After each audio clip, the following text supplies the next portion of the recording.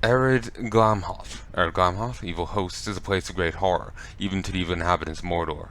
The orcs and children of Shelob avoid the haunted passes of these mountains. It's here the Tower of Sauron has made its fortress, and the land around echoes with the screams of the living and dead alike.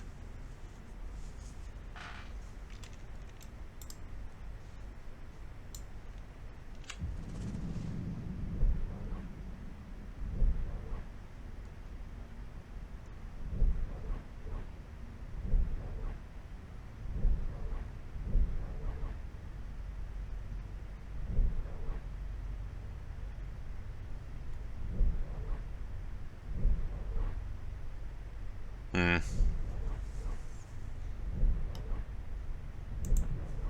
Natives claim Mordor's inland sea is haunted. Water from Nurnen irrigates crops, but since the Dark Lord's return has become bitter and undrinkable to men, Norn's fisheries harvest strange, beaked abominations that howl in the nets. Sailors who worked the trade routes before the orcs captured Norn speak of a multi-tentacled horror powerful enough to capsize and destroy the great slave barges the orcs used to transport their captives. On the banks of Nurnen, the fortress city of Torbrand operates as a city of slaves. Orcs process their captives there before shipping them to sites across Mordor and beyond. The orcs have seized the Nurnen fishery, expanding it to better feed their massive armies. Though the orcs do not yet understand the scope of their offense, the men of Nurnen do. They speak of the Watcher, a demon of the sea, a ferocious spirit though brook no intrusion into its waters. Ooh. And will suffer no defilement of its home. In time, the Watcher will rise up in anger, churn the waters with massive tentacles, and lash out with a razor-toothed mouth at those who defile the Sea of Nurnen. The fishery has been destroyed before. Fort of Morn. The Fort of Morn is the hub of the main trading route of southern Mordor, connecting Torbrand in the west with Nagorot to the north, and the eastern guard along the Canad Road.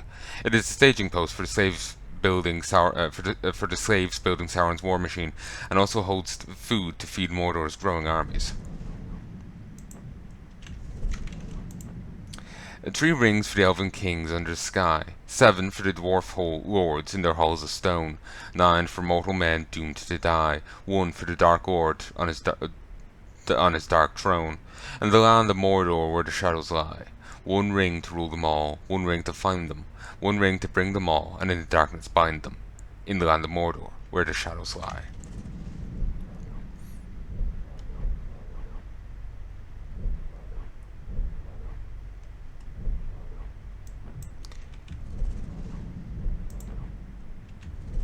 Nurn.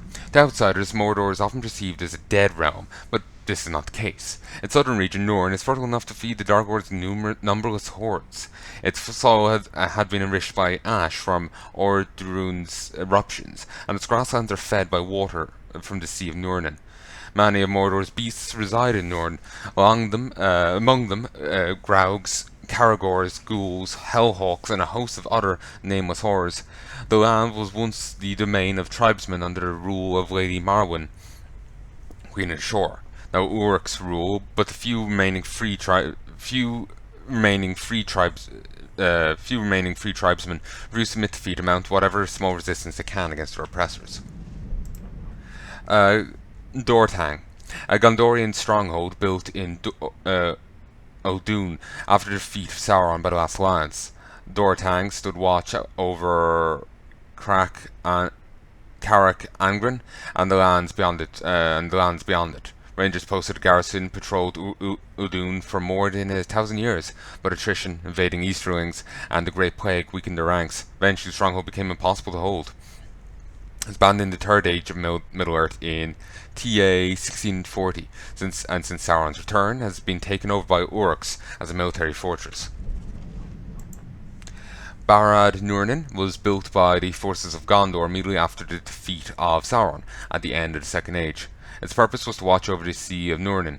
Also, to explain what I was fiddling around with at the start of this, it was just that if it just hovers over them, it thinks you've read it, and it's no longer marked as new, so I'm just reading them all now, because I don't know what I've hovered over in the past or what I've read. Barad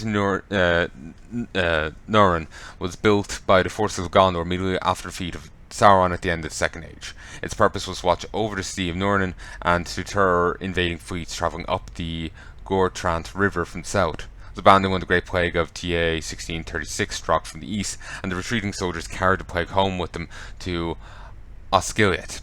The garrison never recovered, and the abandoned fort was occupied by the Corsairs of Umbar and renamed the Maw of Hope. It then became a base of operations for piracy and corsair raids into Ithilien and Canad. Over time, the raiders settled down to fish and farm the fertile lands of Núrnin and became tribesmen. The Barrows. The Uruks will not admit to feeling fear, but they avoid the Barrows. They believe the caverns to be haunted by the vengeful dead, spirits of men and elves slain at the Battle of Dagorlad. The truth is not so far from their suspicion, because these caverns are avoided by the Uruks. They make an ideal refuge for the outcasts of Odun. And the Barrows are their headquarters. Headquarters of leader Hirgon. They are connected to a series of caves which lead out of Mordor, merging on the other side beneath the Black Gate. It is true here that the outcasts hope to escape from Mordor and reach the freedoms of Minas Tirith. Barad's Silmi. Nothing is known about these enigmatic runes, creation or destruction, save for haunted visions of the wraith possessing the doomed Ranger Talion. These towers are familiar. The eternal enemy time has cloaked their purpose, obscured their forms, and made a distant memory of their creators. Until such time as their origins are uncovered, we can only classify these runes as monoliths of Barrett's Silmi, towers of starlight. Unseen, they are shadows of Mordor's distant, violent past, reflecting memories of the lost elven land, Eregion.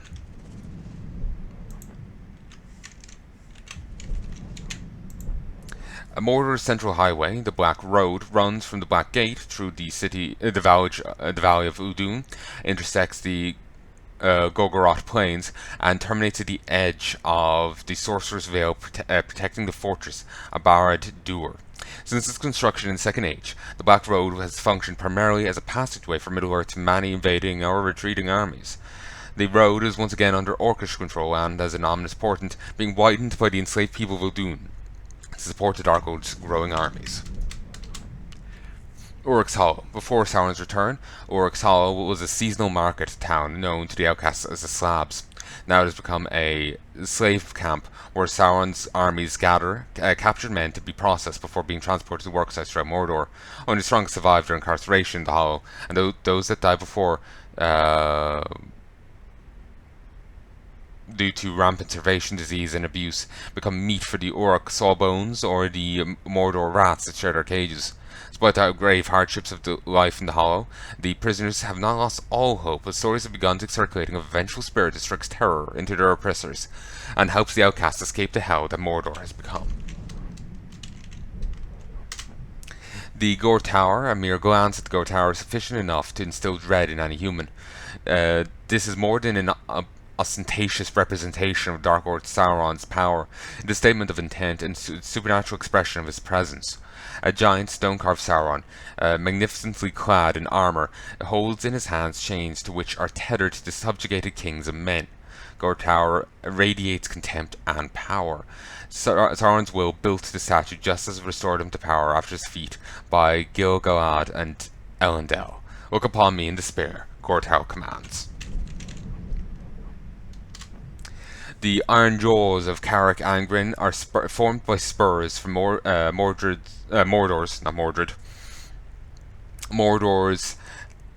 Ered Itui, Ash Mountains, and its Epel Duat, Mountains of Shadow.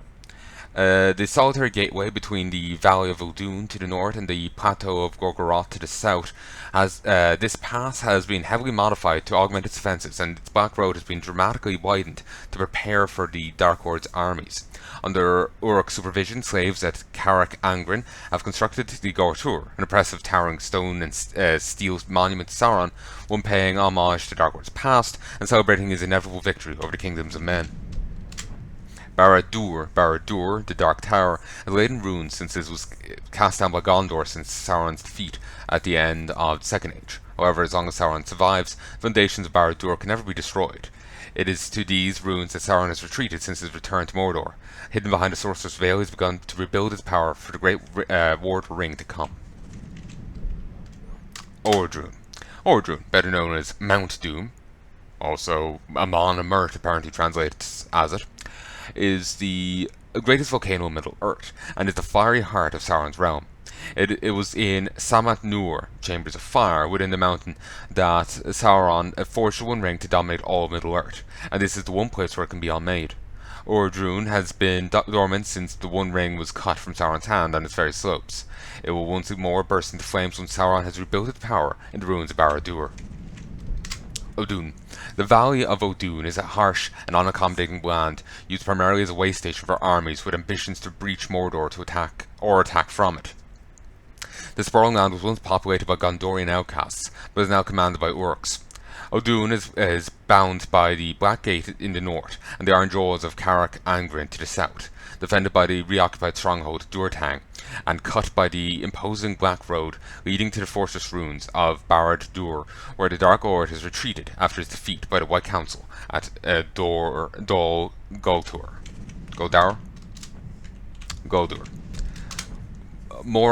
Morannon. The Black Gate of Mordor is a formidable defensive structure that spans the gap between Mordor's arid Illeti, Ash Mountains, and the Epheldorath Mountains of Shadow. It has alternatively protected Mordor from Gondorian invasion and Gondor from Mordor. Its walls are built of stone and are impregnable. The magnificent structure was created during the Second Age, so no so no Morannon mommy GF for ye. The magnificent structure was created during the Second Age by the Dark Lord Sauron's forces. The magnificent structure was created during the Second Age by the Dark Lord Sauron's forces using the power of the One Ring.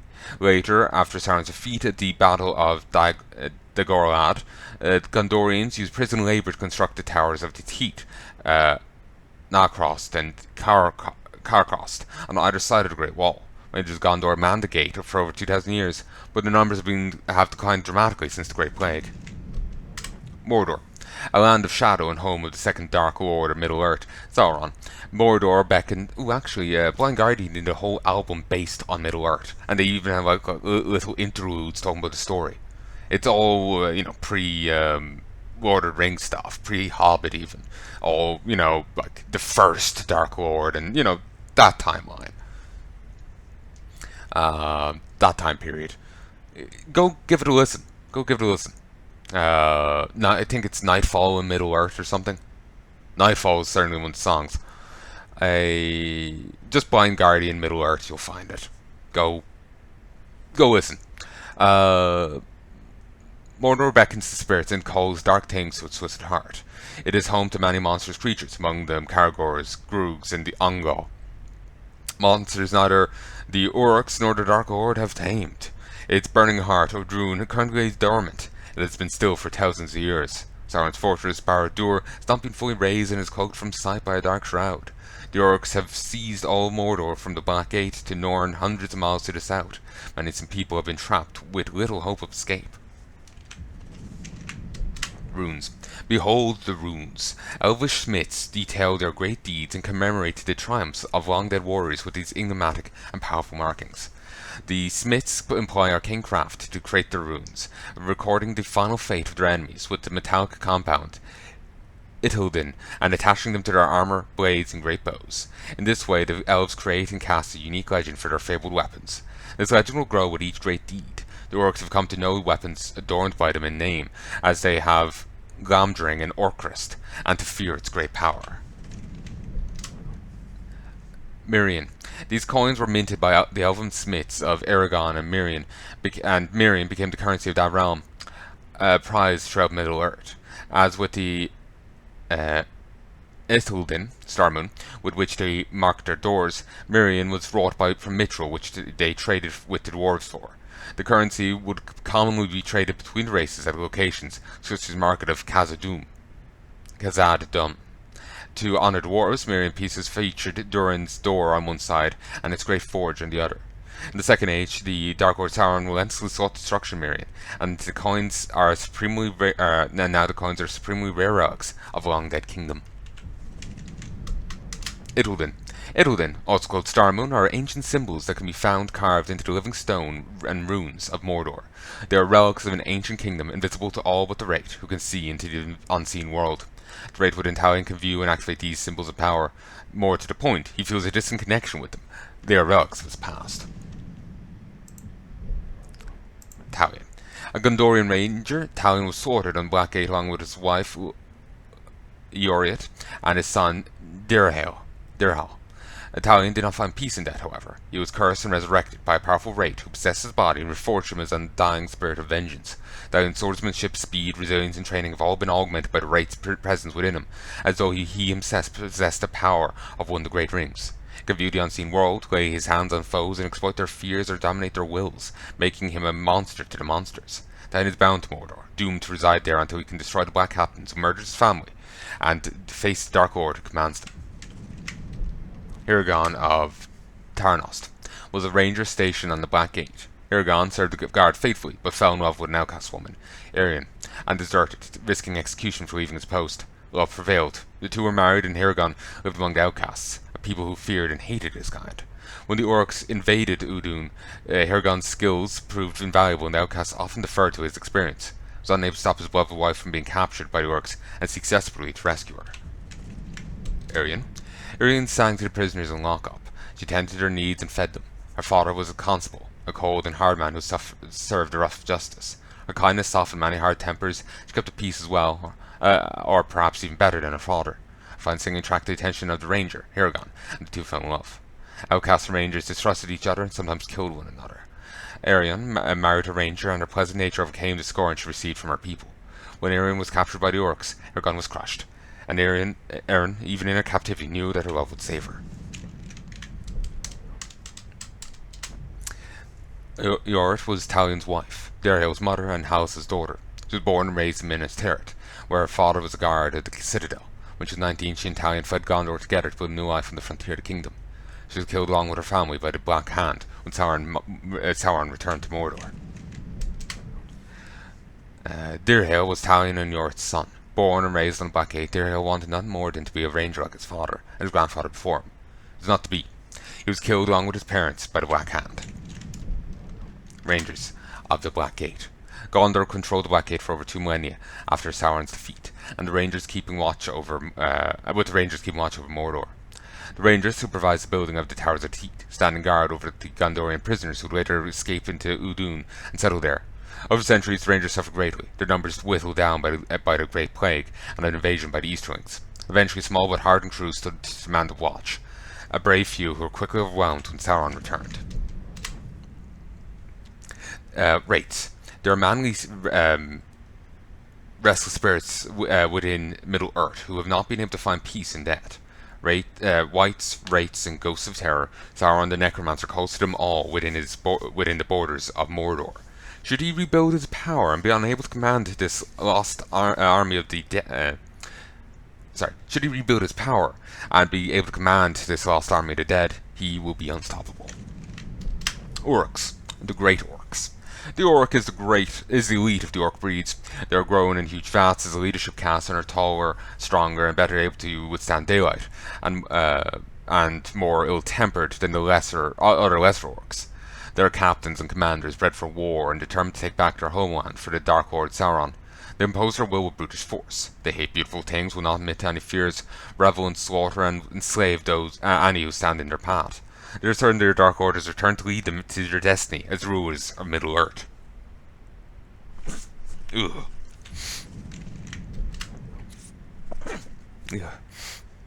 Sorry. Gollum, a pathetic creature. Gollum has all but forgotten his original name. He was Smeagol, a hobbit, corrupted beyond redemption by the power of the One Ring. Smeagol obtained the ring, affectionately called My Precious, through treachery, and took it to a new home under the Misty Mountains. Under the ring's evil influence, Smeagol lived for centuries, his mind destroyed and his body twisted into a pale, skeletal form. The orcs preyed on called him Gollum after his horrid, choking cough, and the name stuck. Smeagol was no more. After centuries, the ring grew restless and sought a new owner in the hobbit, Bilbo Baggins. But Gollum has not forgotten his precious. He has journeyed into Mordor to find it, drawn to the power of the Ringmaker. Ratbag. Ratbag the Uruk craves power without knowing what he would do with it. He cannot heft a heavy weapon over his head, but he will, stupidly perhaps, attempt to cause his way to the top of Sauron's army by aligning with his people's greatest enemy, the Grave Walker. He's deluded himself into believing the Ranger will help him become a war chief, and once he has power, will be able to keep all he's achieved. His many scars bear witness to his ineptitude and history of failure. He is a craven little thing whose only chance of success is in spite of himself. Orc captains. Orc captains oversee Sauron's army. They enforce construction and demolition projects, craft battle plans, and administer discipline to their own underlings. Orc hierarchy is combative. Captains win their place by slaughtering those above them and keep power by destroying underlings who might oppose them. This ensures endless competition among the orcs. Winning rank of captain means an orc is one of the strongest, deadliest, and most devious of their kind. As a measure of their status, captains often carry the best weapons and armour pried from the corpses of foes they've killed, and bear the scars from the battles they've fought. Orc war chiefs. Orc war chiefs are the elite. They kill their way to the top and defend their position with absolute ferocity. They gather a squad of bodyguards to serve under them and protect them from the constant threats to their authority and their lives.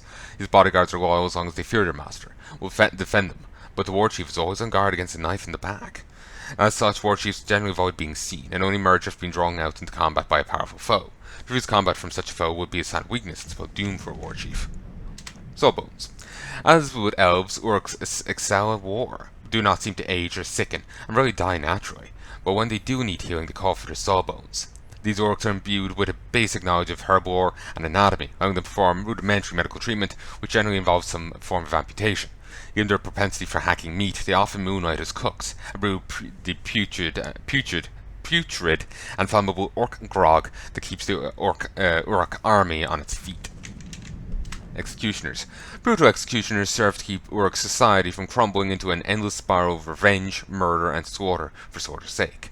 The Uruks have few rules and fewer punishments to enforce their bloody sense of order. When the executioner is called to settle a dispute, heads roll, and the matter is concluded. In Mordor, the executioners have expanded roles to include punishing unruly creatures and slaves. They excel in administering discipline, and their lessons never need repeating. Slavers. Labour moves Mordor, and the slavers move the labour. They are the ones who process the captured humans and dispatch their chattel to sites across Mordor via the Black Road. Orcs realize slave labour has freed them to focus on forging Darkwood's great war machine, and are looking beyond Mordor for more captives. There are whispers of they are being aided on this front by a mysterious figure at the wharf of the coin. Beastmasters. Beastmasters are spawned for the job no orc would rightly volunteer for, taming and slaughtering the wild beasts of Mordor. They are ideal for their dual role as hunter and killer. Mordor is a place of wild beasts requiring domination. Beastmasters track and capture creatures required to service the Darkwood's army, and exterminate the monsters who might impede its progress. They're the ones who trap caragors and pen them, or bring down the enormous great beasts to be used as cargo carriers. Beastmasters also clear campsites and outposts, destroying native ghouls, ongol, and rats, so as to make the sites usable for their brethren. Torvin. The dwarf hunter Torvin, I've read him already. Letterio. Read her. The Outcasts. I'm sure I've read even more than those two. I know I have, but I can't actually remember what I've read and what I haven't. And then, like I was saying, with the thing mismarking, it's a pain in the ass. The Outcasts are descended from escaped Gondorian prisoners. Their forefathers built the towers of the Teat and the Black Gate many centuries ago. To escape into Outdoon allowed them to create new lives for themselves. Even though the land was harsh and unforgiving, they were free. Now Sauron and the orcs have returned, and there's no freedom to be found within the land of the shadow. Tribesmen of Núrin. Tribesmen are descended from corsairs who settled the Sea of Núrin following Gondor's retreat hundreds of years before. As time passed, they gave up raiding and settled down to fish the sea and farm the land. but they never gave up their warrior traditions, and when the orcs came, the people of Norn were able to put up a fierce resistance. Slaves. The orcs are building Sauron's war machine on the backs of conquered and enslaved humans. Burgeoning slave trade exists throughout Mordor, with newly captured slaves sent to Torband, and then shipped out via great beasts. Throughout Mordor, slaves are working in foundries and mills, growing food for the orcs, and suffering on poles as object lessons in obedience. Slaves' life consists of toil and beatings. This is a new Mordor, and human slaves are making it a reality. But the Grave Walker has brought a small glimmer of hope back into their lives. Celebrimbor. Shining light of the elves of the Second Age of Middle-earth, Celebrimbor was Lord of Aragon and the greatest elven smith to be found in the mortal lands. He was strong, fearless, proud, and unforgiving, but his pride was his undoing, and the undoing of his kingdom. He was seduced by Sauron in fair guise, and side by side they forged rings of power. 7 for the dwarf lords in their stone halls, 9 for mortal men doomed to die. In secret, Sauron forged one ring, the master ring to control all others. Lady Marwan. Marwan, daughter of Adrahil, is the queen of the tribes of Nornan. In her youth, she dreamed of restoring the Corsair traditions of her people. Leading raiding parties as far south as Harad, she was a fierce warrior, and her crew regarded her with awe. After she adopted the infant Lithariel, she settled down to lead her people wisely. I read her recently. Hammer of Sauron. The Hammer was once a man, a stretcher-bearer for Gondor, dedicated to retrieving the wounded. His life changed on the slopes of Mount Doom when he retrieved Sauron's mace after Darkhold fell. When he took up the weapon of Sauron, he realized that his life had been wasted in saving others who sought glory in war. If men wished to die gloriously in battle, he will grant their wish with pleasure. He became doomed to a bloodlust that would never be sated. He has waited millennia for the Dark return in Mordor, and now his purpose has been revealed to him. The Tower of Mordor. As the tower's evil has grown, so has his stature. He is trapped inside armor that will not grow with him, and his agony is exquisite. He was once a Normorian, and as he can recall, he either built a tower or was locked inside one. His appearance is horrific. To stand near him is to feel the revulsion he feels for himself. Even his fellow captains despise the tower, although they come to rely on his great, corrupting evil. His propensity for slaughter is unmatched. He makes his victims feel his pain, and he revels in it. The Black Hand of Sauron. The Black Hand is the greatest and most feared of the Black Captains. His mere presence on the battlefield spreads terror among his foes and servants alike. Some say he was once a great king from the east who brought Sauron the heads of two Ishtari as gifts. Others say he returned across the seas with Sauron after the fall of Numenor. Still others claim that he is the Dark Lord himself, once again taking fair form within Mordor. There are many stories of his origins. All of them are lies. The only thing which are certain are that he is the master of deceit, that he serves his Dark Lord with absolute loyalty. The Talons of the Black Hand. The Talons are the elite personal guard of the Black Hand of Sauron. The Talons are the elite personal guard of the Black Hand of Sauron. The Black Hand was schooled in sorcerous arts at the side of the Necromancer, and he personally draws forth the talons from their spawning vats at Barad Dûr. They're tested in battle immediately after dragged screaming into a world of anger, hatred, and fury. There are always 5 talons, and whenever one falls in battle, his body is returned to the vats, where his death can feed the creation of his successor. If his corpse cannot be successfully carried back to Barad Dûr, the remaining talons are sacrificed in his stead.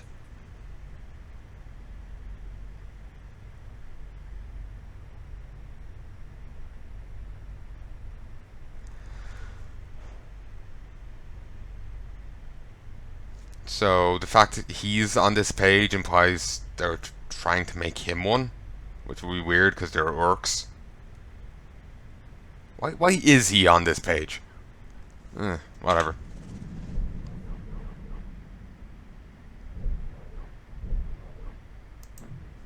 Black Captains. The Nazgul were once Sauron's greatest servants. With their feet by the White Council at Dol Guldur, Black Captains have stepped in to fill the void.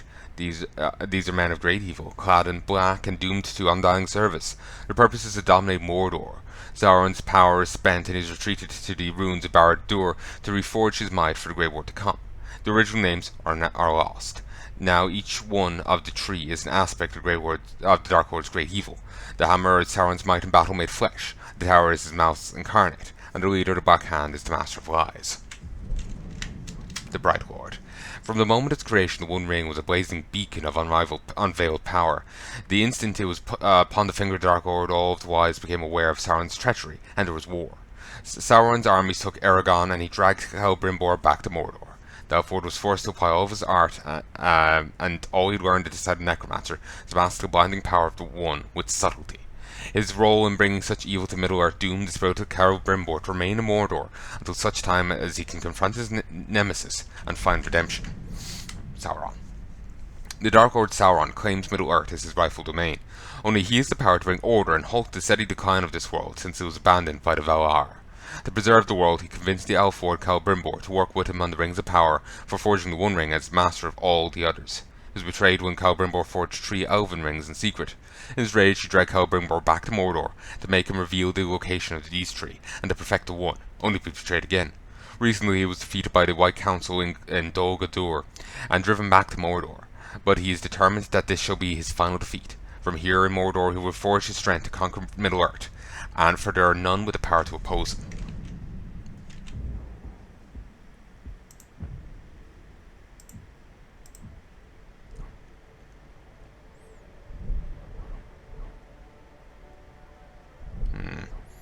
Okay, let's have a look at this. These feral nocturnal beasts inhabit, or more accurately plague... I read that recently. Morgai flies. With Mordor's predilection for unburied corpses, Morgai flies have become a mainstay. Their nests can be found hanging anywhere there might be flesh, and any disturbance sends the insects into a frenzy. When this happens, the malevolent creatures swarm, working in concert with one another, creating a relentless stinging mass powerful enough to overwhelm even an armor-clad Uruk. The red marks on their back are reminiscent of the blazing eye of Sauron, and these creatures are extensions of his dark spirit. I remember reading that. Mordor rats. The rats of Mordor are multiplying. They've always feasted idling corpses, but they've recently become more daring and begun to attack the weak and the sick. Don't care if the victim is orc, man, or ghoul. All flesh is food to them.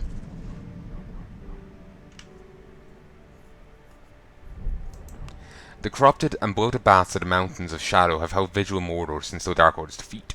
These creatures leave their caves at night to suck the fluid petulance from the corpses of littering Mordor. Rotten flesh sticks in their teeth, and decaying and creating a lethal toxin which is prized by the Uruks. The bravest of them journey into the caves to harvest the poisons that coat their weapons. Those Uruks that get poisoned become horribly diseased and bloated, wearing their deformities as marks of honour. The poison slowly eats at their minds, sending them as nightmares of a demonic man-bat who preys on fear. Batman. The ghouls are the only predators of the bat. Those that survive naturally mix the poison with their caustic digestive juices, creating a deadly cocktail of projectile vomit. Great beast. A monster of this strength and size can, without reservation, be referred to as a great beast. Distant cousin to the Mumakil, these enormous quadrupeds can grow to 35 feet tall and become rival beast burden for Dark Lord's army. They're powerful enough that no creature except perhaps a Graug or a huge Caragor pack can hope to bring them down. In the coming war, they will prove invaluable to Dark Lord's growing armies as both transport and a weapon. Nerfed. I remember reading all of the plants. Or maybe not.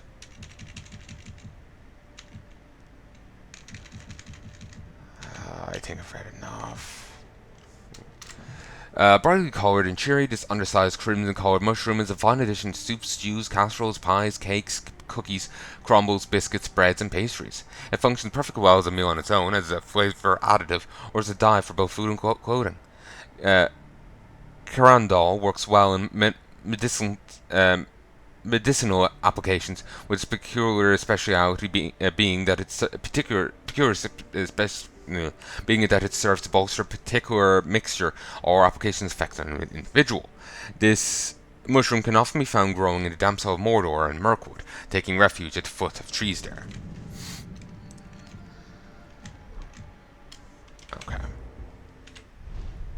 Lothario.